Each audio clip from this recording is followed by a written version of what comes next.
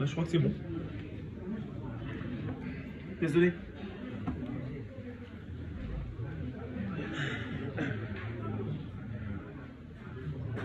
Vous êtes prêts? Salam alaikum. Encore une fois, content de vous revoir et content que vous m'invitiez dans votre magnifique mosquée. La thématique aujourd'hui, elle est capitale, vitale et primordiale. Bismillahirrahmanirrahim, nahmaduhu wa nusalli ala rasulil karim sallallahu alayhi wa sallam.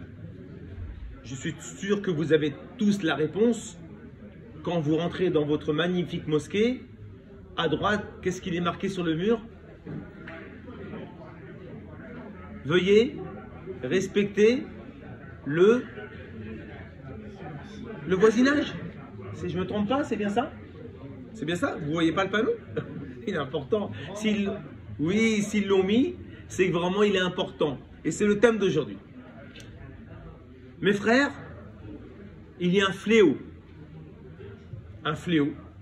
Vous savez c'est quoi un fléau? Un fléau qui touche l'humanité, qui s'appelle la solitude. Chaque année, au mois de janvier, dans le monde, il y a une journée qu'on appelle la journée de la solitude. Mes frères, 10% de la population française vivent dans la solitude.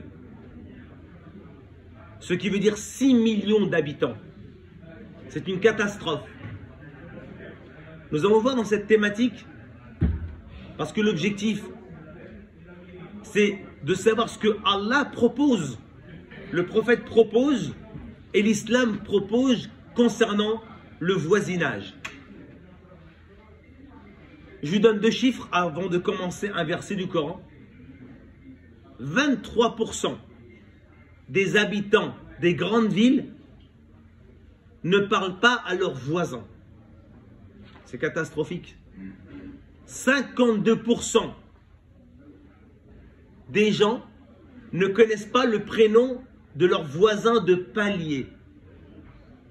52% des gens ne connaissent pas le prénom de leurs voisins de palier.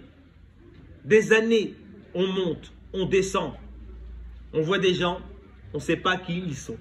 Nous allons voir ce que l'islam nous dit, Allah et le prophète alayhi salatu salam. On va commencer par un verset du Coran.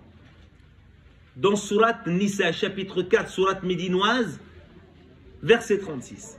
Allah Ta'ala nous dit Wa'budullah, wa la tushriku bi shay'an, wa bil walidaini ihsana, wa bidil qurba, wal yatama, wal masakin, wal jari dil qurba, wal jari al junbi. Dans le sens, Allah Ta'ala dit adorer Allah. C'est ce qu'on fait, alhamdulillah. Ne lui associez aucune chose. Alhamdulillah. Ensuite, ayez un comportement d'excellence envers vos 2 géniteurs. Allah n'a pas dit Hassan, il a dit Ihsan. Hassan c'est bon, Ihsan c'est meilleur. Allah a dit Wabil walidani ihsana. Ayez un comportement d'excellence envers vos 2 géniteurs. Un comportement d'excellence envers vos proches parents. Un comportement d'excellence envers l'orphelin. Un comportement d'excellence envers le pauvre. Un comportement d'excellence envers le voisin proche et un comportement d'excellence envers le voisin lointain.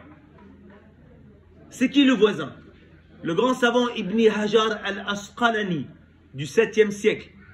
Il a fait un recueil qui s'appelle Al-Fath al-Barri, de 16 volumes. Et il dit au volume 10, à la page 459, c'est qui le voisin dans ce verset du Coran? Il dit c'est, écoutez bien, le musulman, le non-musulman, le gentil, le méchant, l'inconnu, l'étranger, le pervers, le voisin proche, le voisin loin. Il définit Allah, le voisin, c'est qui dans ce verset du Coran? Le grand savant Ibn Kathir, au tome 1, page 412.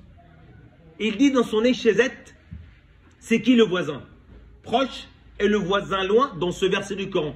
Il dit que le voisin proche, c'est le musulman, Et le voisin loin, c'est le non-musulman.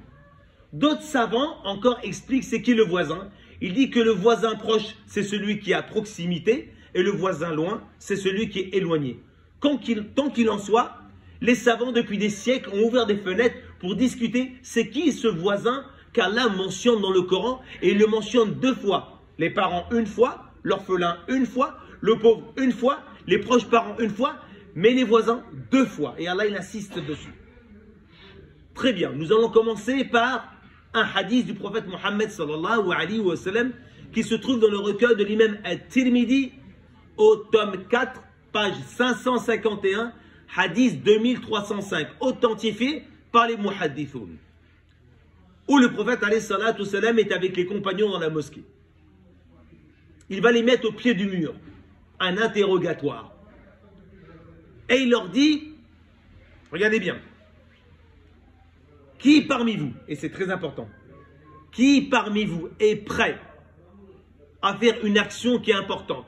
Ça veut dire transmettre, qui est capable de pratiquer une chose ou de transmettre une chose. Qui est capable parmi vous? Les compagnons n'ont pas levé la main.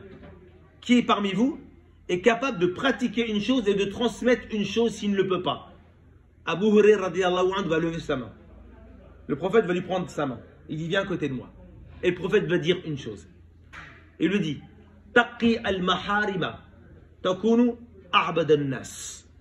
Warda bima qasam Allah laka takunu aghna al-nas.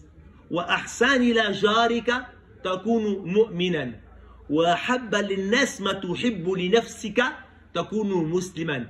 Wa la takthiru ad-dahika fa inna kathra ad-dahika tummit al-qalb.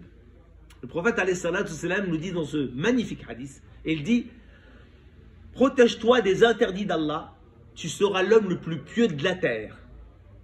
Contente-toi de ce que Allah t'a donné, tu seras l'homme le plus riche de la terre. Et un bon comportement avec ton voisin, tu seras un vrai croyant. Aime pour les gens, il n'a pas dit les musulmans, il n'a pas dit les croyants, les nas, comme Allah dit dans le Coran, les nas.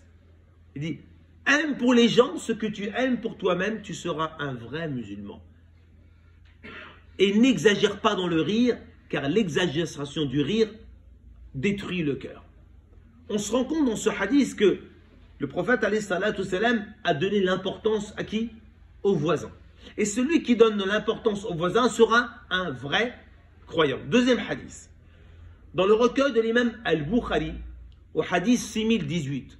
Dans le recueil de l'imam Muslim, au hadith 68. Toujours Abi Hurairah radiyallahu anhu nous raconte, écoutez bien, non, je donne d'abord un autre hadith, qui se retrouve dans le recueil de l'imam Al-Bukhari, au tome 5, page 2240, hadith 5670, où Abi Hurairah radiyallahu anhu va narrer ce hadith. Mais attention, le prophète sallallahu alayhi wa sallam, dans ce hadith, il va jurer 3 fois. Pourquoi il va jurer? Si toi demain tu veux témoigner de quelque chose et que la personne en face de toi veut être sûre que ce que tu dis est vrai, eh bien pour vraiment l'assurer et le rassurer, tu vas prendre 20 personnes autour de toi. Voilà, je t'informe quelque chose. J'ai 20 personnes qui témoignent. Le gars va dire c'est bon, 20 personnes, tu es quelqu'un d'honnête, tu dis la vérité. Le prophète alayhi salatu salam, pourquoi il va jurer 3 fois? Parce qu'il ne va pas prendre 20 personnes. Il va prendre le créateur des milliards de personnes pour être sûr devant vous que ce que je dis est vraiment la vérité. Donc c'est pour ça que quand en islam on jure, il ne faut pas jurer n'importe comment. Il faut être sûr de ce que tu vas dire. Parce que tu vas prendre témoin Allah qui est le créateur de toute l'humanité entière. Alors le prophète va dire aux compagnons, aux musulmans qui pratiquent, qui sont croyants, il va leur dire 3 fois de suite et il va jurer Wallahi la yu'minu. 2. Wallahi la yu'minu. 3. Wallahi la yu'minu. Je jure par Allah que vous n'êtes pas des croyants. Et je jure encore par Allah une 2e fois que vous n'êtes pas croyants. Je jure une 3e fois par Allah que vous n'êtes pas croyants. Il a qui en face de lui? Des sahaba. Vous n'êtes pas croyants. 3 fois de suite. Les sahaba sont en panique. Man ya Rasulullah, qui n'est pas croyant?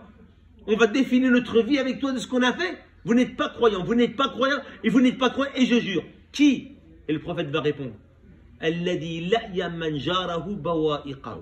Celui dont son voisin n'est pas à l'abri de ses méfaits. Celui dont son voisin n'est pas à l'abri de ses méfaits. Il n'a pas dit celui dont son voisin lui fait du mal. Je donne un exemple. Tu es chez toi, tu es avec ta femme et tes enfants. Tu ouvres toutes les fenêtres de chez toi, tu es au rez-de-chaussée, et tu ouvres la porte de ta maison, de ton appartement, tu l'ouvres entièrement. Et vous dormez comme ça la nuit tranquillement. Tu peux dormir la nuit tranquillement? Est-ce que tu peux dormir la nuit tranquillement? Tu as peur que quoi? Il y a un voleur qui arrive, qui kidnappe tes enfants, qui viole ta femme, la liste est longue, qui te cambriole. Donc t'es pas tranquille, c'est la même chose. Le prophète alayhi salam, tout ça m'a dit, n'est pas croyant 3 fois de suite, et il va jurer, celui dont son voisin n'est pas à l'abri, il n'est pas tranquille, des méfaits. Donc vous voyez, on comprend la première chose dans ce hadith, que le prophète va mettre, écoutez bien, sur la table la croyance des musulmans. Notre croyance, on croit tous en Allah, mordicus, fermement, et le prophète va dire, attention, ne crois pas en Allah celui dont son voisin n'est pas à l'abri de son mal. Ça veut dire qu'il faut faire très attention. Le prophète a conditionné, il a attaché la croyance avec le voisinage. Deuxième hadith que je voulais dire, dans le recueil de l'imam Bukhari, 6018, dans le recueil de l'imam Muslim, 68, toujours Abi Hurayra radiyallahu anhu nous raconte que maintenant le prophète, non seulement il va mettre la condition de la croyance, mais aussi la condition au jour du jugement, ce qu'on appelle le dôme, c'est ça? Les branches de la foi. Et dans les branches de la foi, il y a quoi? La croyance au jour du jugement. Très bien. Et le prophète alayhi salatu wassalam va commencer. Il va dire, Walladhi nafsi biyadi, celui qui tient mon âme entre ses mains, donc Allah. Et il dit, et cette parole est très importante mes chers frères,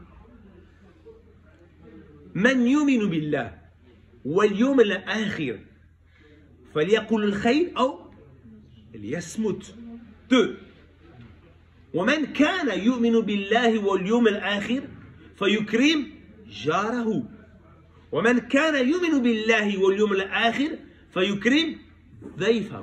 Ce qui veut dire que le prophète alayhi salatu wassalam a dit, celui qui croit en Allah et au jour du jugement, c'est important, hein, 2 croyances quand même, hein, croire en Allah et au jour du jugement, et bien qu'il dise du bien ou alors qu'il se taise. Tu dis bien ou tu te tais. La meilleure parole c'est le silence. Très bien. Celui qui croit en Allah et au jour du jugement, qu'il soit quoi? Généreux avec son voisin. Généreux, on a entendu, c'est qui le voisin? Hein? Avec son voisin. Et 3, celui qui croit en Allah et au jour du jugement, qu'il soit hospitalier avec qui? Son hôte.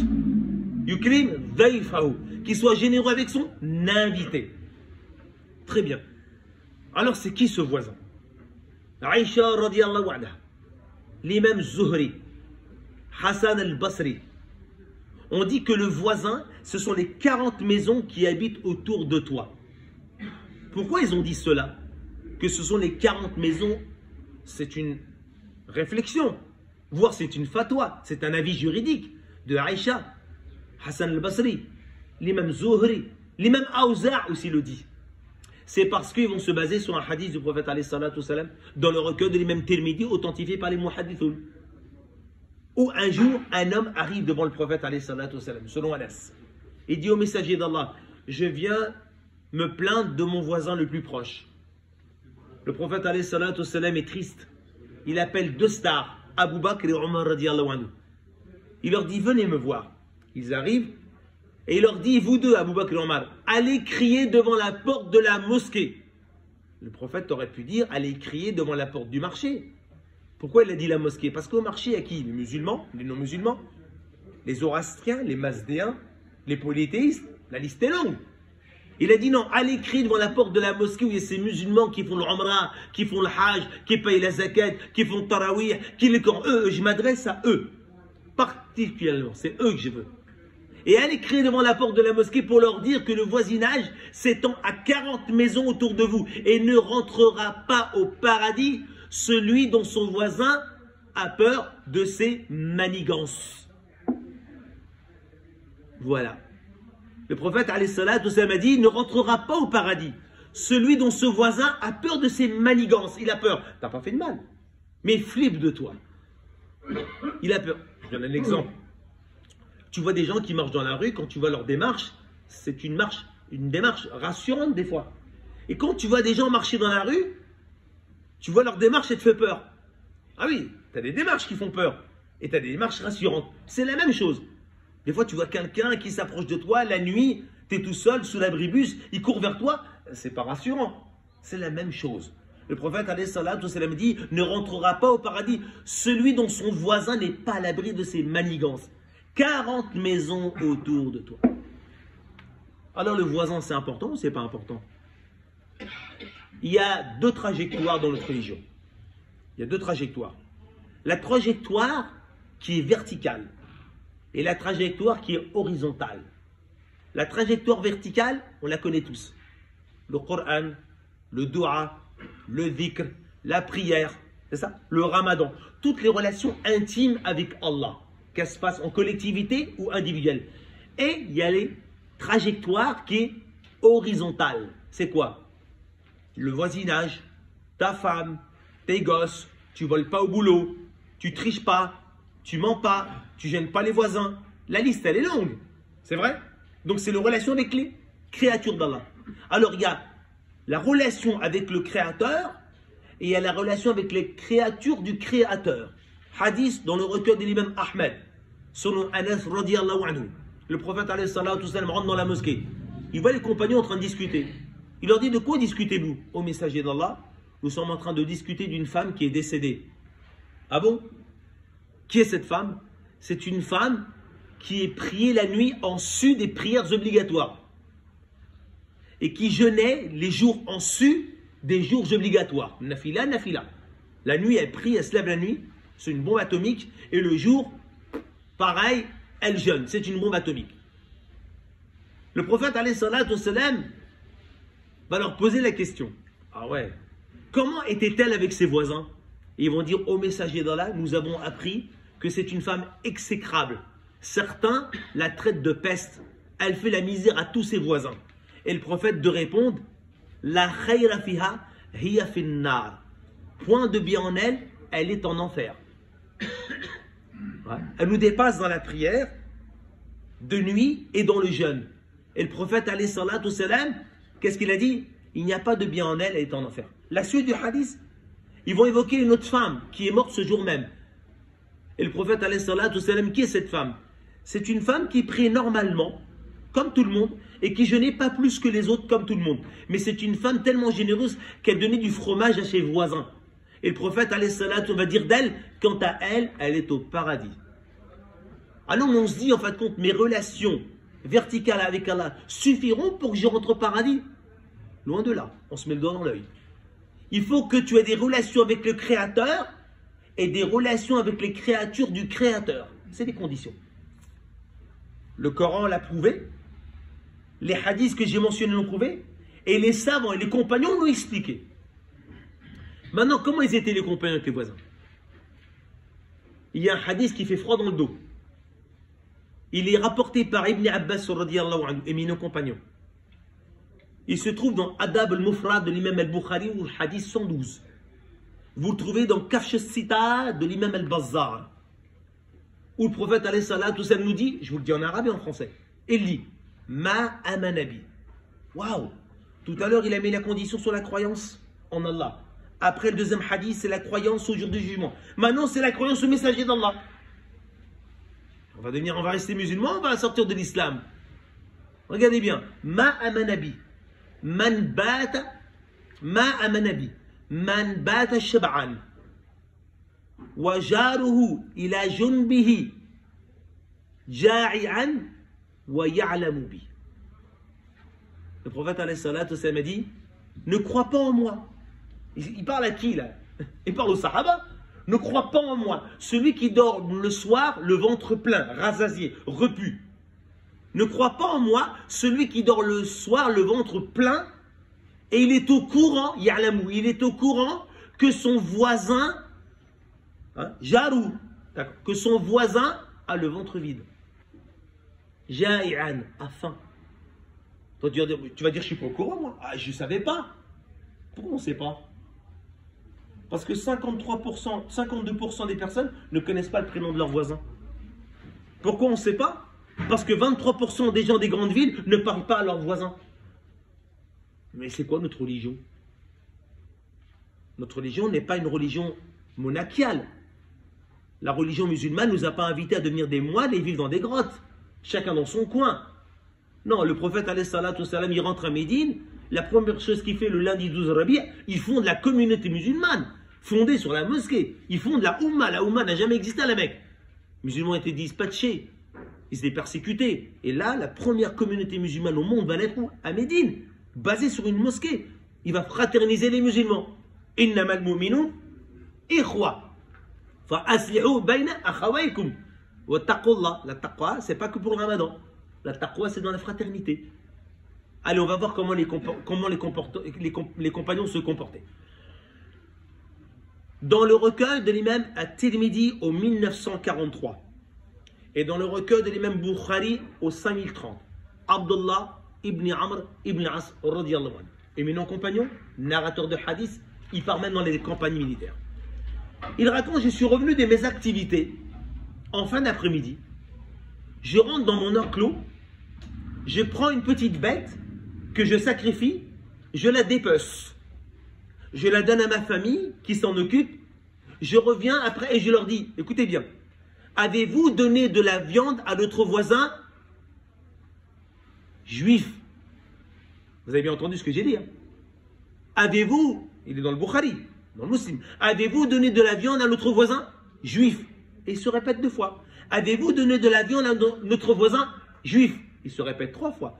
Avez-vous donné de la viande à notre voisin juif? Car j'ai entendu le prophète Mohammed sallallahu alayhi wa sallam dire: Jibril n'a cessé de me recommander le voisinage à tel point que j'ai pensé qu'il avait une part à l'héritage. Ya Mohammed, le voisin. Ya Mohammed, le voisin. Ya Mohammed, le voisin, le voisin, le voisin.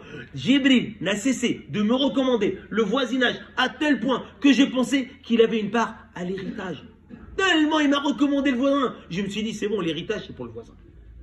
C'est qui ça qui l'argante? Jibril. Voilà le compagnon. Tu as donné de la viande à ton voisin juif. Ça donne quoi en 2022? Alors vous me connaissez tous. La théorie, c'est une autre époque. Ce discours, aujourd'hui, c'est pour sortir avec une plus-value. Donc, je vais vous demander une faveur. C'est quoi la faveur?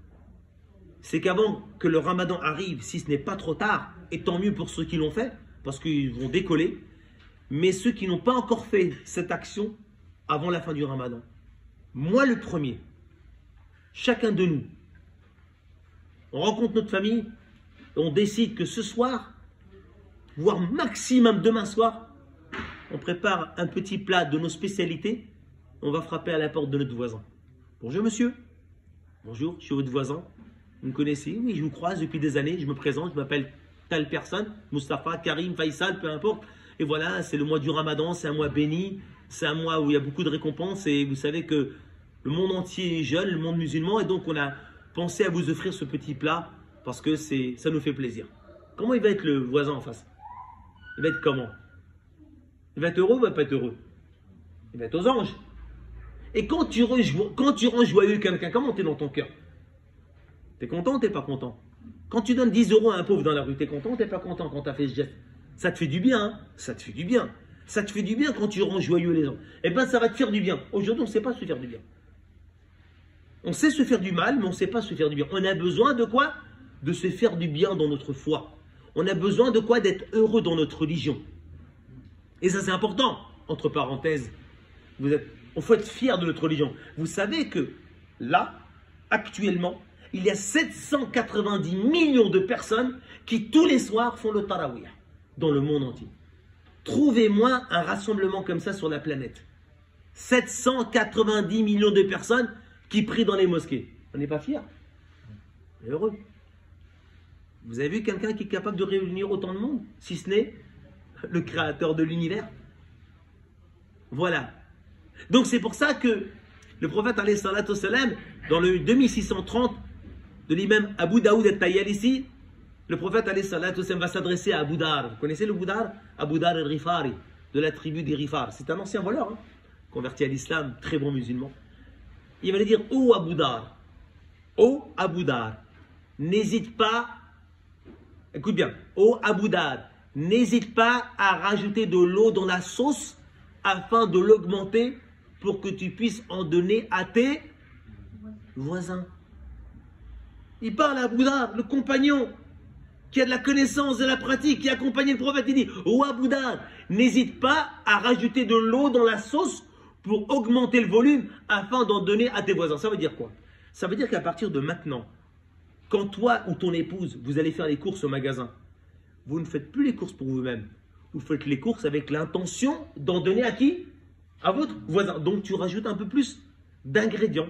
Et quand tu vas préparer le plat, si c'est toi qui cuisines, ou ta femme, ou tes enfants, parce qu'ils aiment bien cuisiner, c'est de rajouter un peu plus, parce que vous savez que ce soir, ils vont donner à qui? Oh Abu Dhar, si tu cuisines un plat, n'hésite pas à rajouter de l'eau pour augmenter le volume, afin que tu augmentes ton ventre. Pour qu'il puisse en donner à qui? Et la liste est longue des histoires et des hadiths du prophète alayhi salatu wassalam. Oh, 17 402. Le hadith dans le recueil de l'imam Ahmed ibn Hanbal. Le prophète alayhi salatu wassalam a dit, la première chose que le musulman aura des comptes à rendre le jour du jugement, c'est concernant le voisinage. Et le premier litige en France dans les tribunaux, c'est le voisinage. La première source de litige en France, c'est le voisinage. Vous savez qu'en 1849, il va naître un mot dans le dictionnaire qui commence par un R. Vous le connaissez? Ramdam. Vous savez c'est quoi Ramdam? Ramdam, c'est un mot tiré du mot Ramadan. Ramadan, ça veut dire quoi? Beaucoup de choses pour nous. Mais Ramdam, ça veut dire vacarme, bordel, le bruit. Pourquoi ils ont sorti ce mot-là? Parce que les musulmans, ils dérangent le soir. Les gens le soir, ils dorment. La voiture, elle fait du bruit. Tout le monde descend, ça claque les portes, l'entrée de l'escalier, l'ascenseur, tout ça c'est du bruit. C'est du bruit. Et les gens, pendant ce mois-là, on fait tout pour qu'Allah nous aime. Mais on ne se rend même pas compte que pendant ce mois-là, il y a beaucoup de gens qui nous détestent. Et ils détestent ce mois-là parce qu'ils vont dire c'est le mois où je ne veux pas dormir. Le voisin, comment on va faire le jour du jugement? Combien de gens se gardent devant les mosquées en France sur le bateau? Je m'en rappelle, j'ai fait une conférence en France dans une mosquée à 300 km, je ne veux pas dénommer la mosquée par respect. J'arrive, immense mosquée, 3000 personnes dedans. J'arrive, je rentre, donc quand je rentre, je traverse, donc je passe par la porte de la mosquée et puis je vois un hall avant d'aller à la salle principale et je vois une affiche A4 avec une Renault Espace. Et il y a un procès verbal du jugement, du tribunal. Je m'approche, je regarde et je vois que la mosquée a été condamnée par le voisin. La mosquée, du moins le voisin a porté plainte contre la mosquée. Pourquoi? Parce qu'il y a toujours une voiture Espace Renault, le Jumu'ah, qui est garé sur le bateau du voisin. Et le voisin, c'est un papy qui doit aller à ses rendez-vous de médecin ou du dentiste et il ne peut pas sortir le vendredi. C'est le calvaire. Et à chaque fois, il demande aux musulmans, s'il vous plaît, le Jumu'ah, que le monde crève, moi je ne rate pas mon Jumu'ah. Même s'il faut garer n'importe où, mais je ne rate pas mon Jumu'ah. Alors c'est passé au tribunal. Quand je suis arrivé avant de faire la conférence, j'ai voulu parler au responsable de la mosquée. Je leur dis, c'est dommage qu'il vous arrive là. Et je vous propose une chose. Après la conférence, il y a une super pâtisserie et je vais acheter un gâteau. Et vous et moi, on va aller voir le voisin et puis on va essayer de trouver un arrangement à l'amiable, c'est ça. C'est ce qui a marqué sur le constat. Constat à l'amiable, c'est ça. On va essayer de trouver un arrangement à l'amiable pour qu'il retire sa plainte. Et puis on n'a pas besoin d'aller choum à la honte, on va aller au tribunal. Quand même. C'est ce qu'ils m'ont dit les responsables. Wallah, on ne va pas se rabaisser. On est des bonhommes, genre. Ils ne sont pas dit on est des bonhommes, j'ai compris. Wallah, on ne va pas se rabaisser, on va aller au tribunal. Choum à la honte. Vous savez quoi? Ils sont perdus. Voilà, l'orgueil. Non seulement ils étaient fautifs, mais le pire, ils ont perdu. C'est pas honteux? Tiens, une étiquette. Une étiquette sur la mosquée. Va au tribunal. Va demander pardon. On va se rabaisser. Je ne l'aurai jamais cette histoire. Donc c'est pour ça, mes chers frères, le comportement, il est important. Comment on doit être avec notre voisin? Ah, magnifique.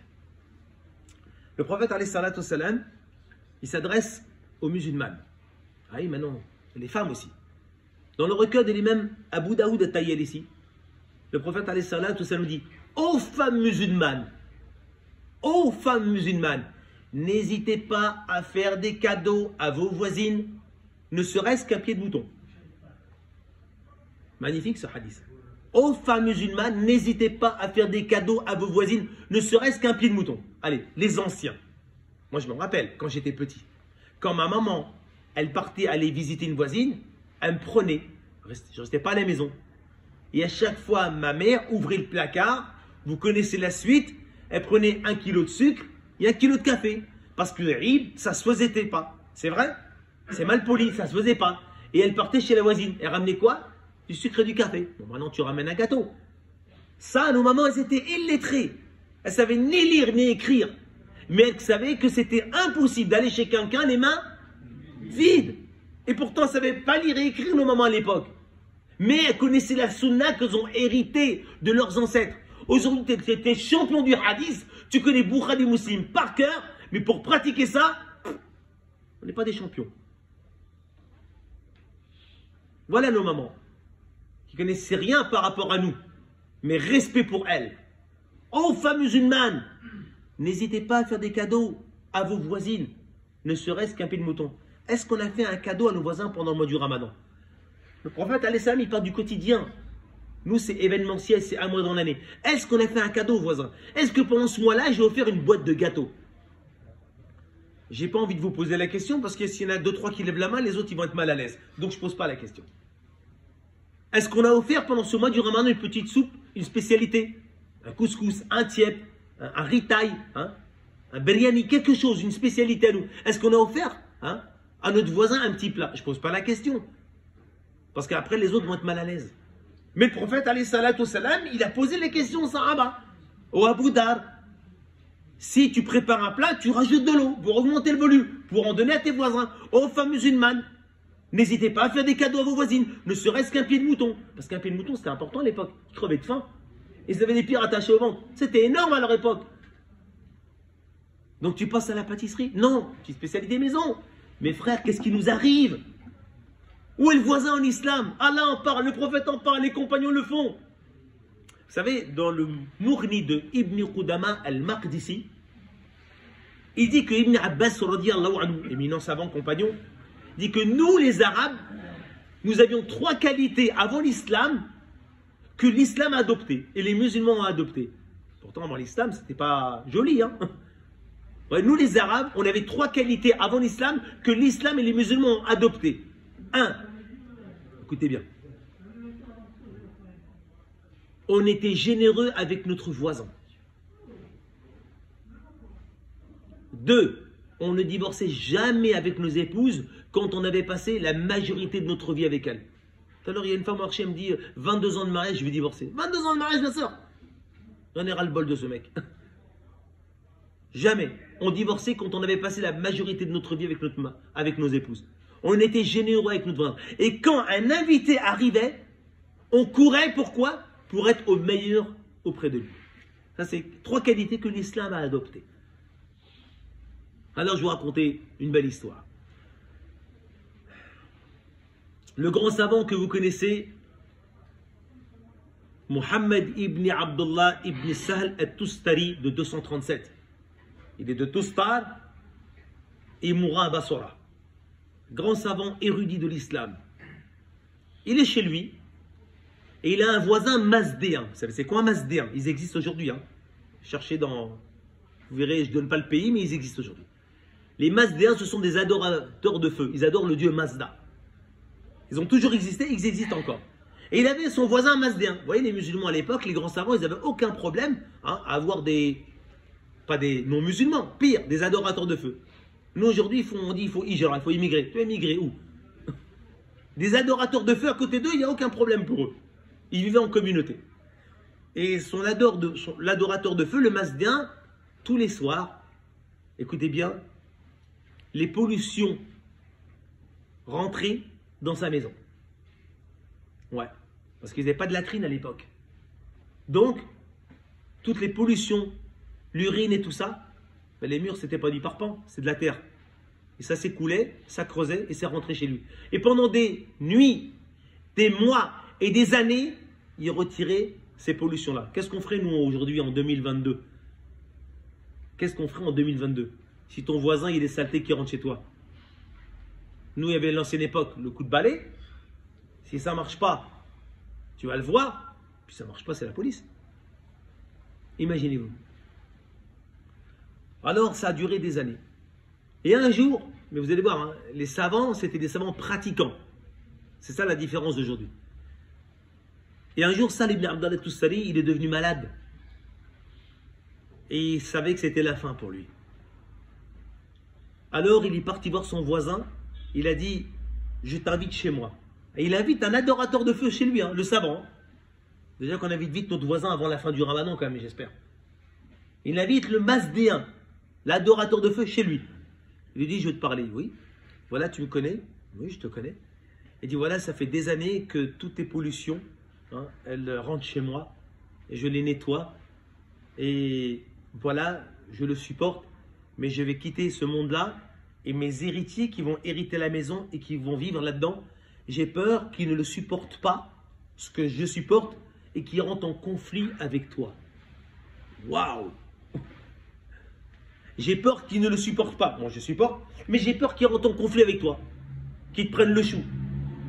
Imaginez-vous. Le Mazda lui dit, pendant des années, tu as supporté tout cela et tu n'as rien fait. Alors que toi, tu es sur ta religion et moi, je suis sur la religion du feu. Donne-moi ta main afin que je rentre en islam. Je témoigne qu'il n'y a d'Allah unique et sans associé et Mohammed est le dernier des messagers. C'est beau, c'est pas beau. Voilà. Voilà comment ils étaient avec les voisins. Le top, on monte en l'an 80. Le grand savant, l'imam Abu Hanifa, rahimahullah. Il est à Koufa. Il est chez lui. Et tous les soirs, il a un voisin, écoutez bien, qui chante, qui fait du bruit et qui boit de l'alcool. Tu fais quoi en 2022? Tu prends plus le balai, c'est fini.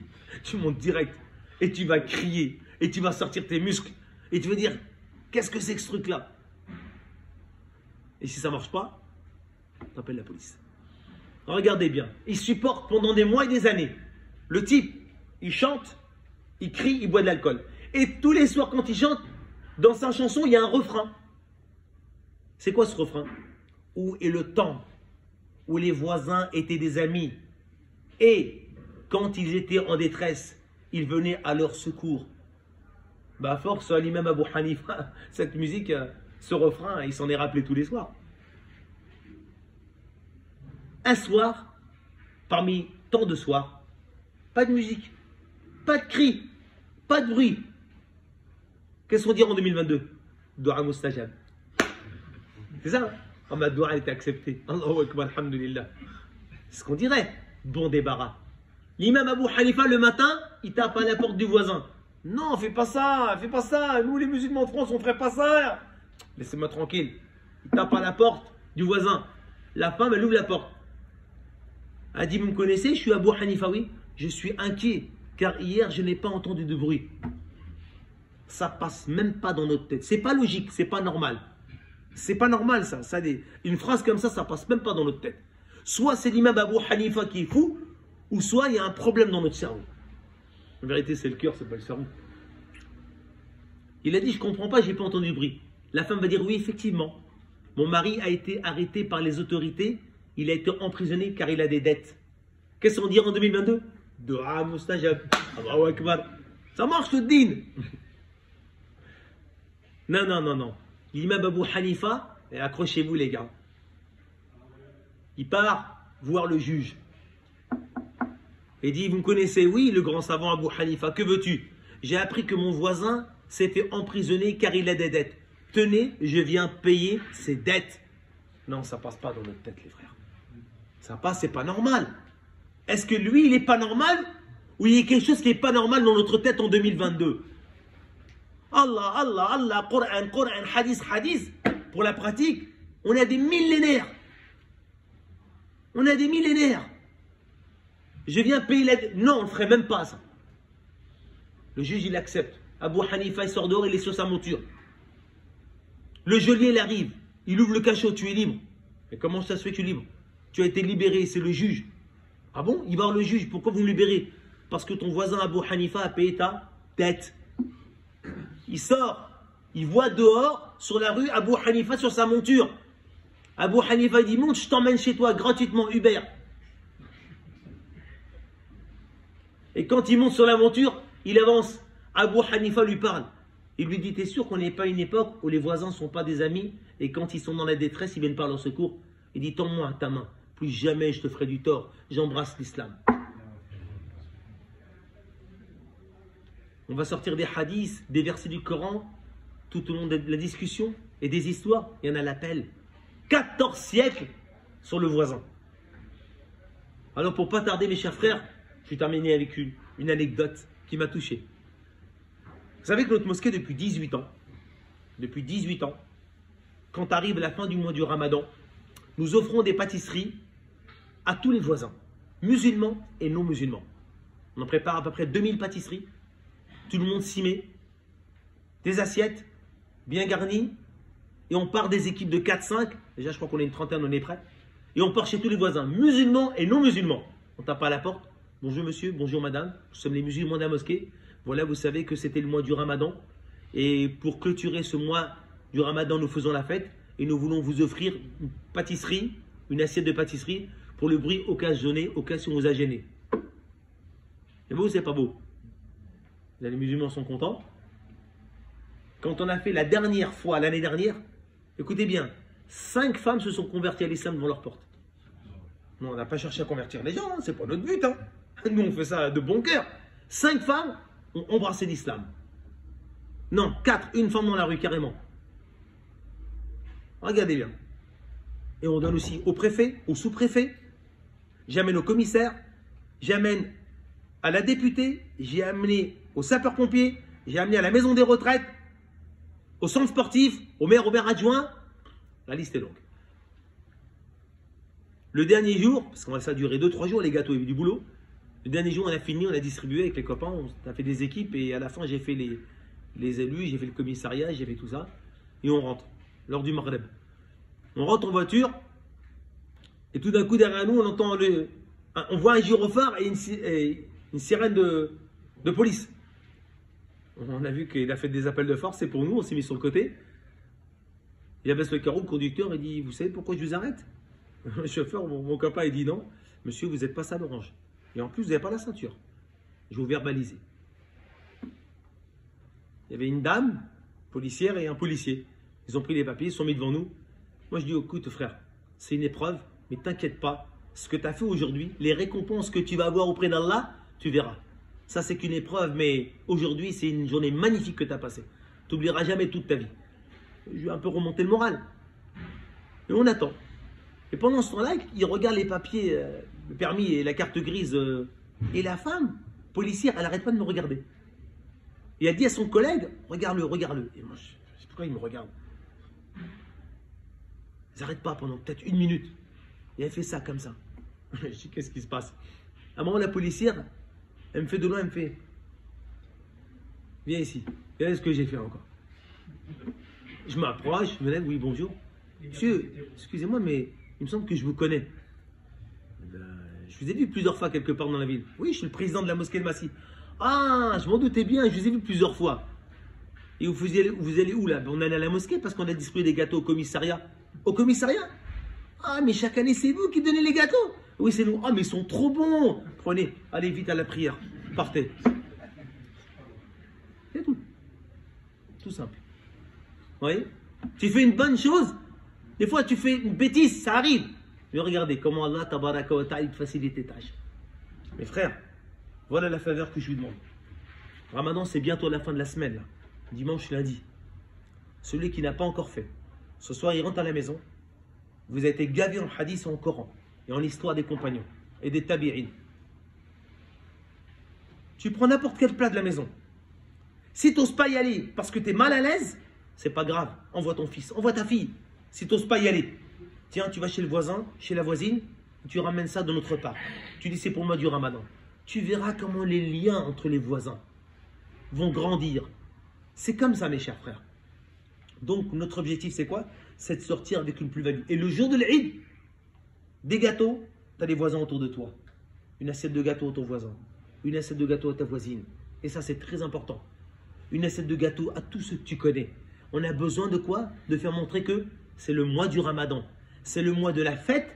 Et la fête, ça se fête. Et pendant ce mois-là, c'est le mois du Coran, de la prière de nuit, de Tarawih, de dhikr, de dua, de la mosquée et de quoi? Du voisin. Vous êtes prêts, Inch'Allah? Qu'est-ce qui est prêt avant la fin du Ramadan de ramener une petite spécialité chez son voisin? Allez-y. 3, c'est la fin du monde demain. 4, c'est la fin du monde dans 1 heure. 6, je répète, levez la main. 1, 2, 3, 4, 5, 6. Toi, t'as rabaissé. 7, laisse. 8, 9, 10, 11, 12, 13, 14, 15, 16, 17, 18, 19, 20, 21. Même si tu ne cuisines pas, va acheter à côté. Tu vas acheter à côté un petit plat, tu le déposes. Inch'Allah, les autres, ils ont l'intention de refaire vivre les versets, les hadiths du prophète alayhi salatu wassalam. Inch'Allah.